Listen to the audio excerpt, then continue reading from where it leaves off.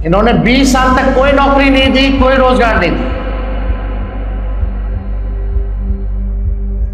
सरकार बनते ही 20 दिनों के अंदर अधिनियम बनाएंगे और 20 महीनों के अंदर तेजस्वी उस हर परिवार को एक सरकारी नौकरी दिलाने का काम करेगा।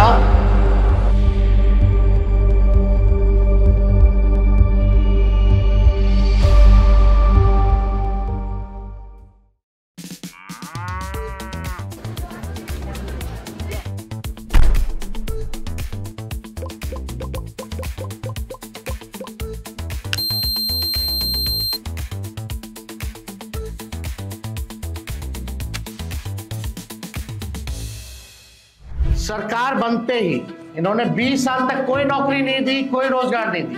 बिहार चुनाव को लेकर आरजेडी ने अपना अलग घोषणा पत्र जारी कर दिया है। तेजस्वी यादव ने गुरुवार को प्रेस कॉन्फ्रेंस के दौरान अपना घोषणा पत्र जारी करते हुए कई बड़े ऐलान किए हैं। तेजस्वी यादव ने कहा कि बिहार में बेरोजगारी सबसे बड़ा मुद्दा है।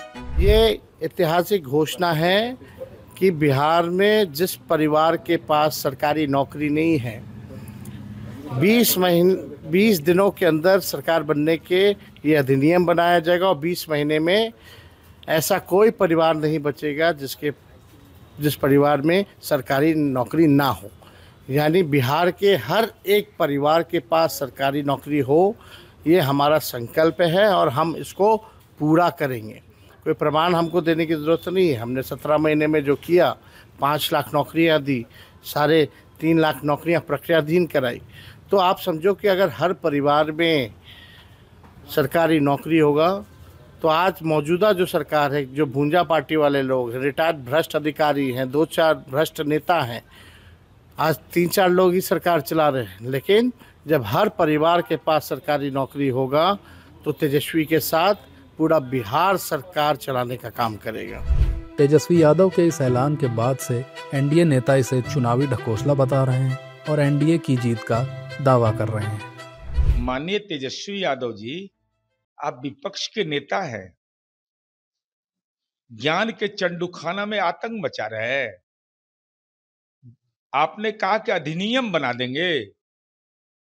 देश के अंदर ऐसा कोई कानून बनाने का अधिकार है कि एक परिवार में एक ही आदमी नौकरी करेगा? अरे एक परिवार में अगर 5 आदमी योग्य है तो 5 को रोजगार का अधिकार प्राप्त है।